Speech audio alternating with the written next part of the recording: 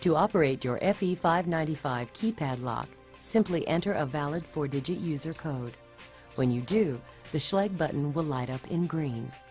When you see the green light, rotate the knob or lever and enter your home. The lock remains open for 5 seconds, then automatically relocks. If you make a mistake while entering your user code, simply press the Schlage button to start over.